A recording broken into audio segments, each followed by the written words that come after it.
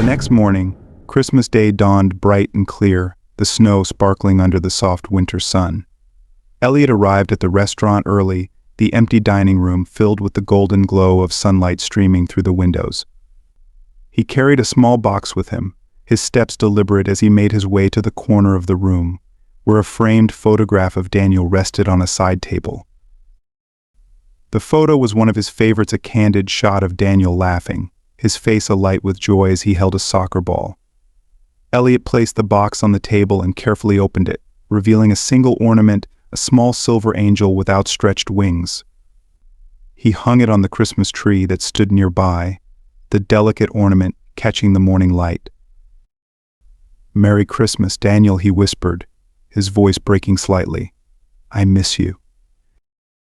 He stood there for a long moment, letting the silence envelop him. Then, with a deep breath, he turned and walked into the kitchen. There was work to be done, and for the first time in years, Elliot felt ready to face it not as a man weighed down by grief, but as someone beginning to heal. Later that day, Barron returned to the winter hearth, this time without his usual entourage. He stepped through the doors alone, a small wrapped package in his hands. The dining room was empty, save for Elliot, who was arranging chairs and tidying up from the previous night. When Elliot looked up and saw Barron, his surprise was evident. "Mr. Trump," he said, setting down the chair he was holding. "What are you doing here?" Barron smiled faintly, holding up the package. "I wanted to bring you something. A small thank you." Elliot hesitated, then nodded, gesturing for Barron to join him. They sat at a corner table, the air between them warmer than it had been the night before. Barron placed the package on the table and slid it toward Elliot. "Go ahead," Barron said. "Open it." Elliot unwrapped the package carefully, revealing a leather-bound journal with a simple gold clasp. He ran his fingers over the smooth cover, his expression a mixture of curiosity and gratitude. "I thought you might need a place to write things down," Barron said. "Sometimes putting it on paper helps." Elliot looked at Barron, his eyes glistening. "Thank you," he said quietly. "This means a lot." Barron nodded, his own expression reflective. "You gave me something last night too, Chef. A reminder that we're all carrying something, and that we're stronger when we face it together." For the rest of the morning, the two men talked about grief, about hope, and about the unexpected connections that can change a person's life. By the time Barron left, the dining room felt brighter, as though the walls themselves had absorbed the warmth of their conversation. As the door closed behind Barron, Elliot looked down at the journal in his hands. He opened it to the first page, where a single sentence had been written in Barron's neat handwriting. "The first step is always the hardest, but it's also the most important." Elliot smiled, a quiet determination settling over him. He picked up a pen from the table and began to write. As Christmas morning sunlight streamed through the frosted windows of the winter hearth, Chef Elliot Grayson stood in the quiet kitchen. He held Barron Trump's note in his hand, rereading the words as though trying to absorb their meaning fully. The night before had shaken something loose within him, something he wasn't sure he was ready to face. But there it was, staring at him in black and white, a reminder that courage wasn't about perfection, it was about taking the first step.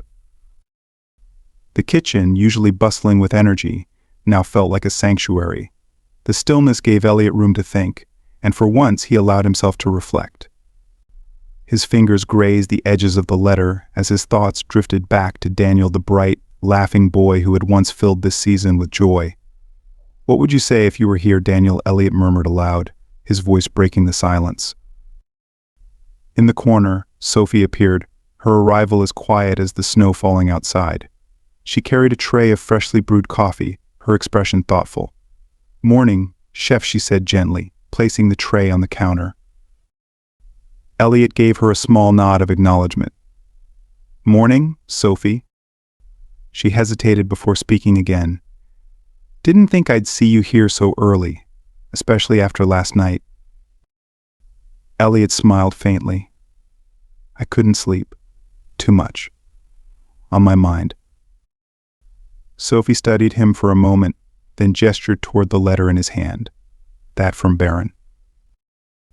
Elliot glanced at the paper, then nodded. It is. He wrote this after everything. What does it say? She asked, her tone curious but gentle. Elliot hesitated before handing her the letter. Sophie read it slowly, her brow furrowing slightly as she absorbed its content. When she finished, she looked up at Elliot, her eyes soft. He's right, you know. It took courage to face him and yourself. Elliot shrugged, his expression conflicted.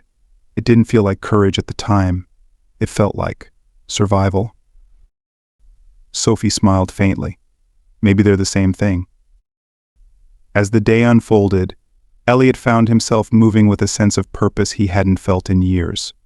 The winter hearth was closed for the holiday, but he had invited his staff to join him for a quiet Christmas lunch, a small gesture of gratitude for their hard work throughout the year. The dining room, still adorned with twinkling lights and garlands, seemed warmer, more inviting than it had the night before. When the staff began to arrive, the atmosphere was a mixture of festive cheer and quiet reflection. Mark, the sous chef, carried a bottle of wine, grinning as he placed it on the table. Figured we could use this, he said, his tone light. Thomas, the maitre d', arrived shortly after, holding a tray of homemade cookies. My wife insisted, he explained, setting them down with a chuckle. Said it wasn't Christmas without them. As the group settled in, Elliot moved between the kitchen and dining room, preparing simple dishes that felt personal rather than extravagant. There were no cameras, no critics, just the quiet hum of conversation and laughter as his team shared stories and memories. It was during one of these moments that the front door opened, the cold air rushing in as Barron Trump stepped inside. He was alone, his coat dusted with snow. The room fell silent as everyone turned to look at him, their surprise evident. Elliot was the first to speak. Mr. Trump, he said, stepping forward. What are you doing here? Barron smiled faintly, his posture relaxed. I was in the area, he replied. Thought I'd stop by and see how you were doing.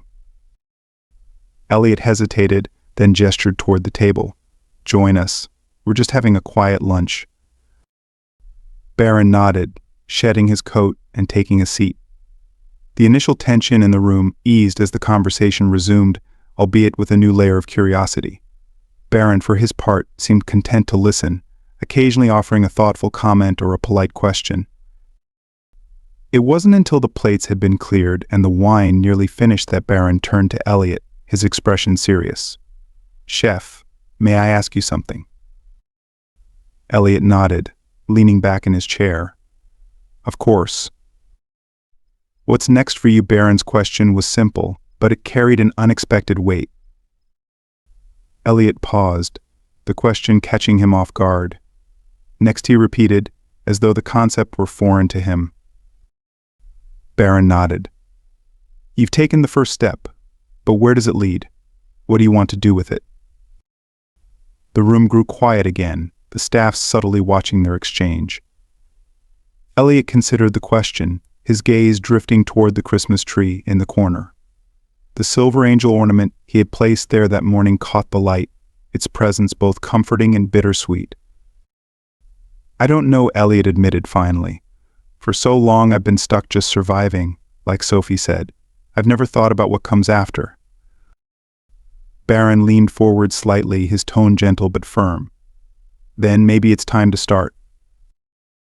Over the following weeks, Barron's words lingered in Elliot's mind, becoming a quiet refrain that guided his actions.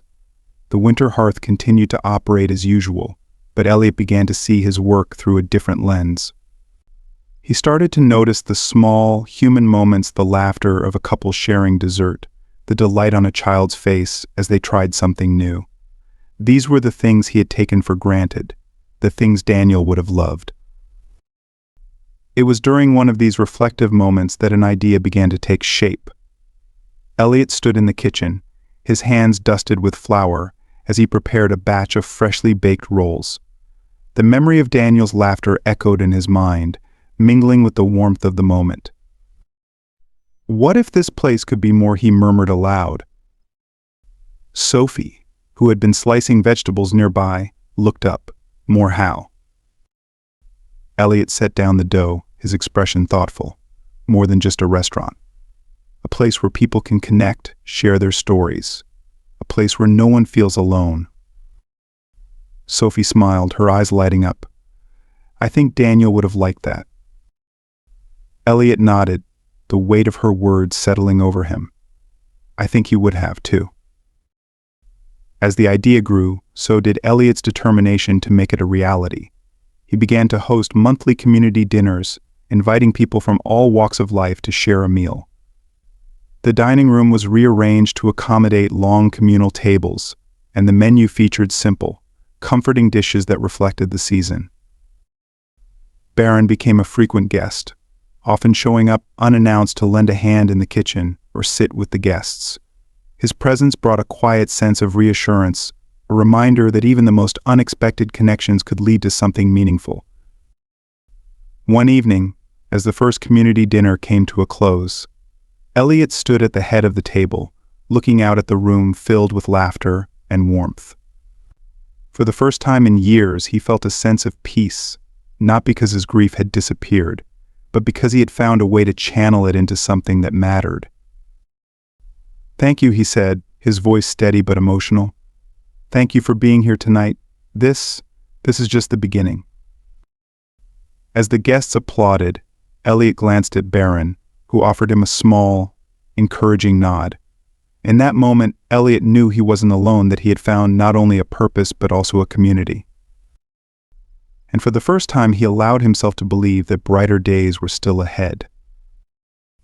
The snow had begun to melt by the time the Winter Hearth's next community dinner approached, leaving the Vermont mountains framed by patches of evergreen and glistening frost. Inside the restaurant, Elliot Grayson moved with quiet purpose, preparing for an evening that had quickly become the heart of his renewed vision. He no longer thought of the dining room as merely a place to serve meals. It was now a space where lives intertwined, where stories were shared, and where healing found fertile ground. The long tables had been carefully arranged in the center of the dining room, covered with white linens and decorated with modest arrangements of winter greenery. The scent of freshly baked bread wafted from the kitchen, mingling with the savory aroma of braised beef and rosemary. Candles flickered in their holders, casting a warm glow that softened the room's elegant lines. Elliot paused by the window, gazing out at the soft twilight as guests began to arrive. The hum of conversation grew as coats were hung and hands were shaken. He allowed himself a small smile. These nights had become something he looked forward to, a rare space where he could feel Daniel's presence not in the ache of loss, but in the joy of connection. Chef, we're ready to start, Sophie said softly, approaching with a clipboard in hand. She had taken to organizing the dinners with the same care she put into her desserts, her passion for the project clear. Elliot nodded.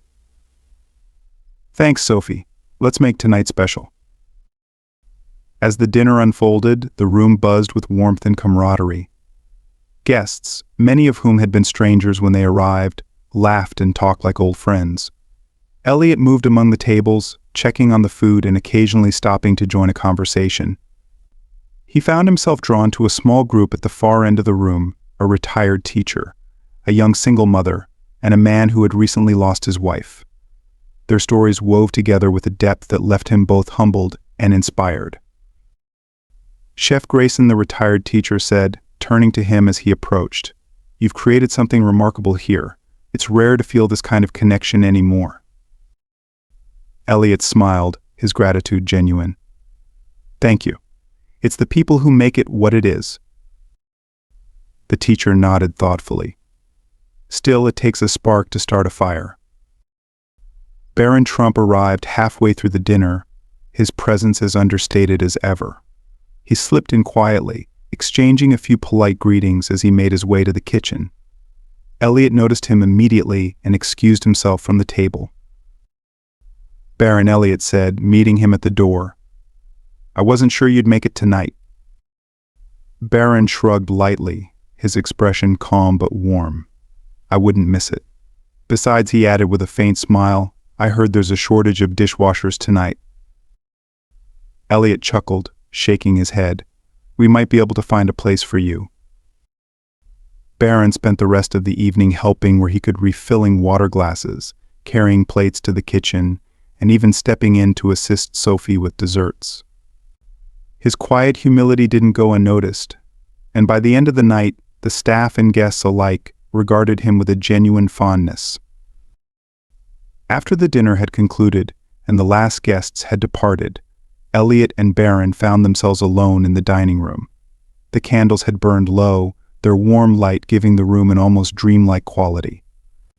Elliot poured 2 cups of coffee and handed one to Barron, gesturing for him to sit. "Thank you for coming tonight," Elliot said, his tone sincere.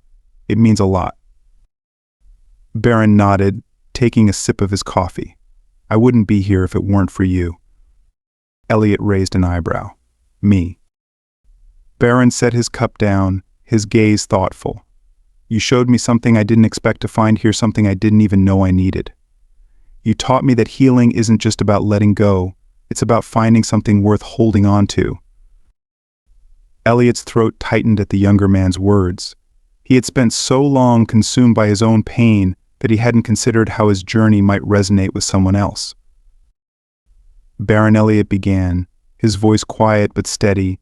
"I don't know if I'll ever stop missing Daniel, but these dinners, they've given me a way to honor him, to keep his memory alive." Barron nodded, his expression soft. "And you're giving that gift to everyone who walks through these doors." The 2 men sat in comfortable silence for a while, the weight of their conversation settling between them like a shared understanding. When Barron finally rose to leave, he extended his hand.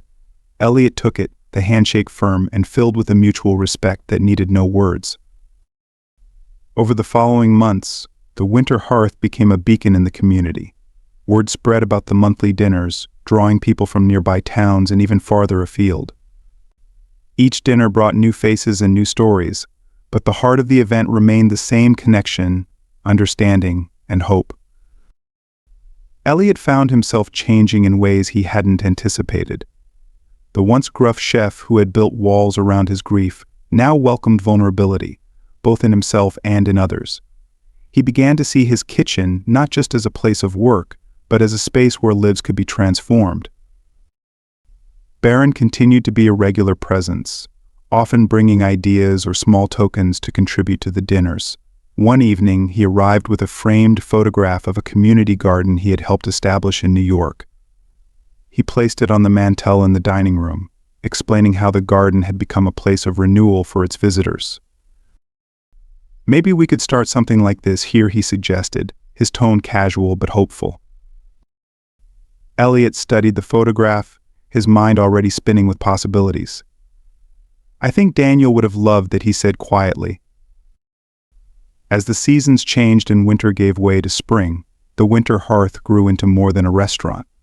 It became a symbol of what could happen when pain was met with compassion, when loss was met with love, and when one man's courage to take the first step inspired others to do the same. And in the corner of the dining room, the silver angel continued to gleam, a quiet reminder of the past and a beacon for the future. The air at the winter hearth was crisp with the promise of spring, the scent of budding flowers drifting through the open windows. Inside the kitchen, Chef Elliot Grayson worked with practiced ease, his hands moving instinctively as he prepped for the evening's dinner service. Yet, his mind wasn't entirely on the task at hand. Instead, his thoughts lingered on a newspaper headline he'd seen earlier that morning. "Trump family prepares for upcoming election cycle." Elliot paused, the knife in his hand hovering over a bundle of fresh rosemary. The words stirred something in him, an unexpected sense of loyalty and gratitude. It wasn't a feeling he had anticipated, not after all the years he had spent distancing himself from anything remotely connected to that name. But Barron Trump had changed that. The quiet young man had become a fixture in Elliot's life, showing up at the winter hearth with his calm demeanor and genuine willingness to help. Barron's actions had proven to Elliot that the weight of a name didn't define the heart behind it. And now, as the Trump family prepared for the next election, Elliot felt a pull he couldn't ignore.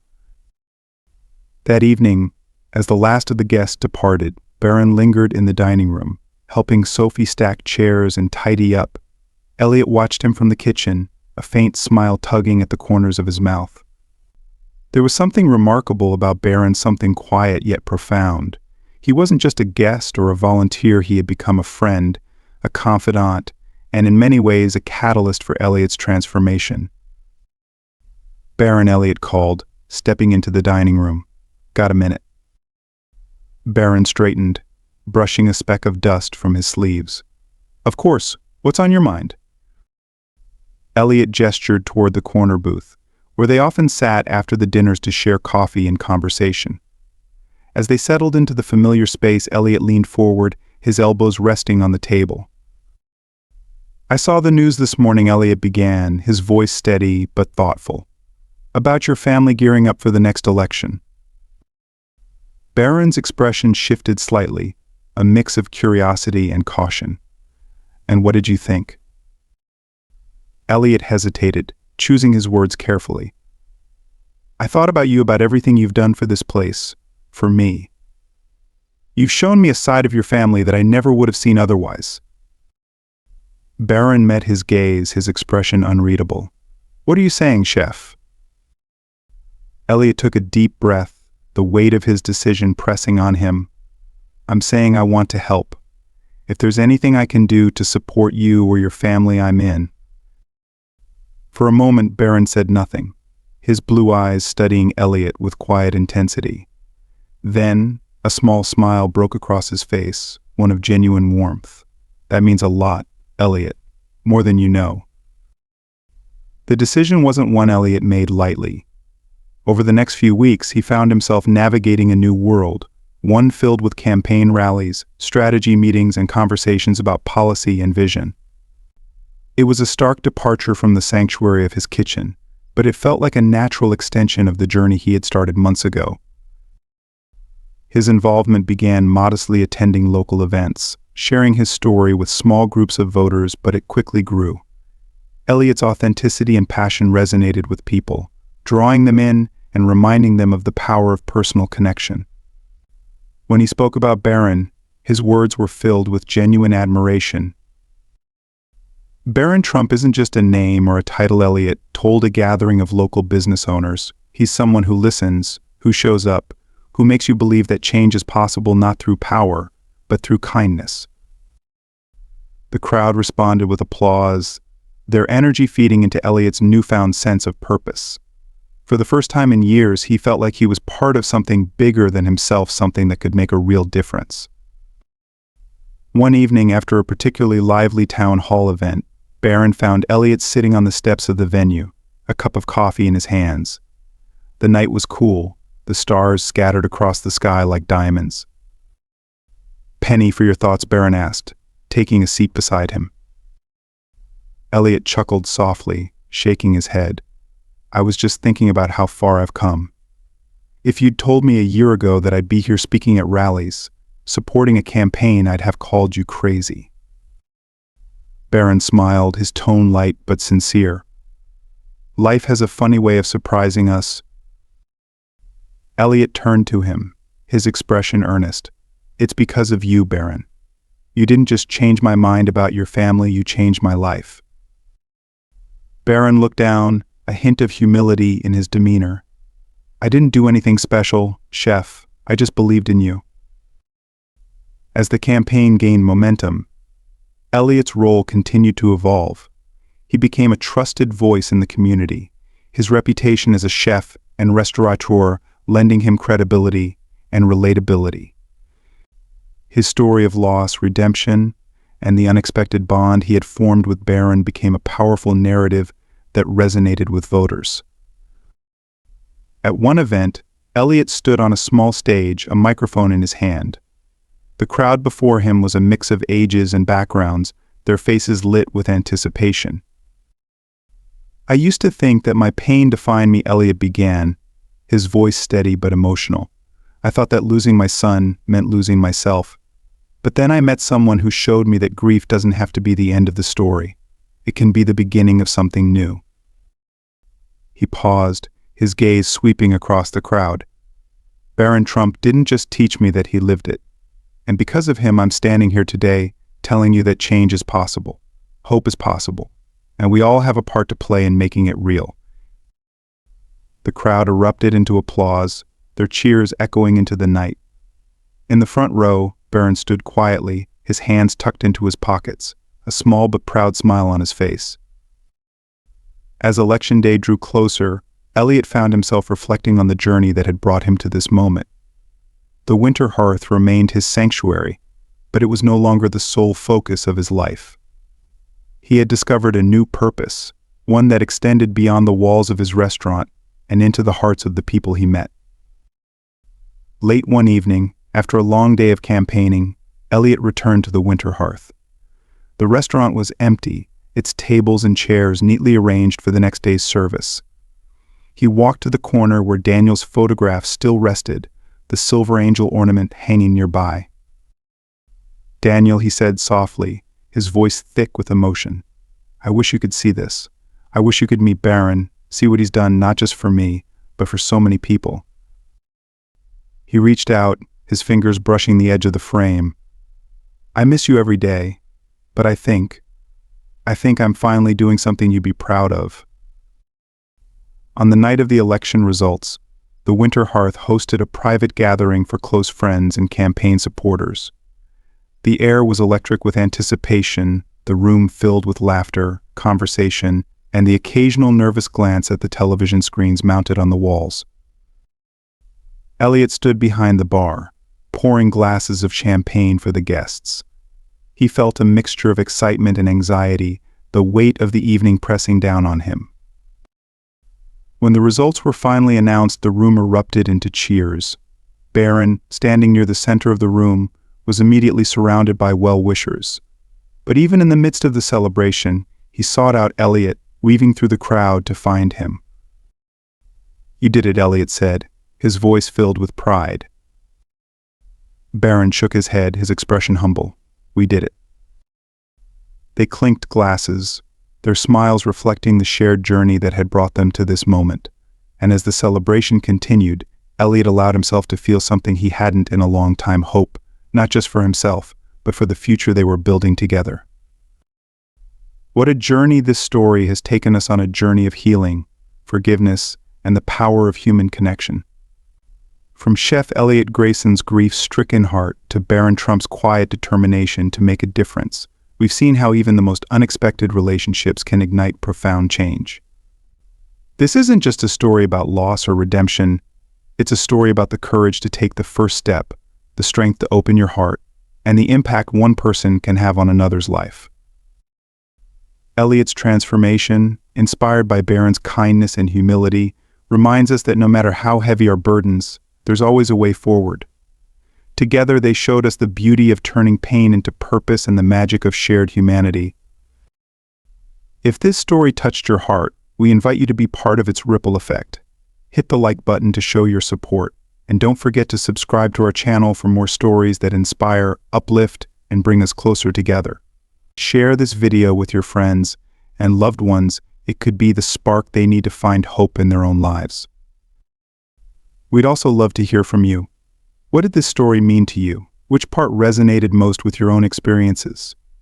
Drop your thoughts and feelings in the comments below. We read and cherish every one of them. Let's keep this conversation going and spread the message of love, understanding, and hope.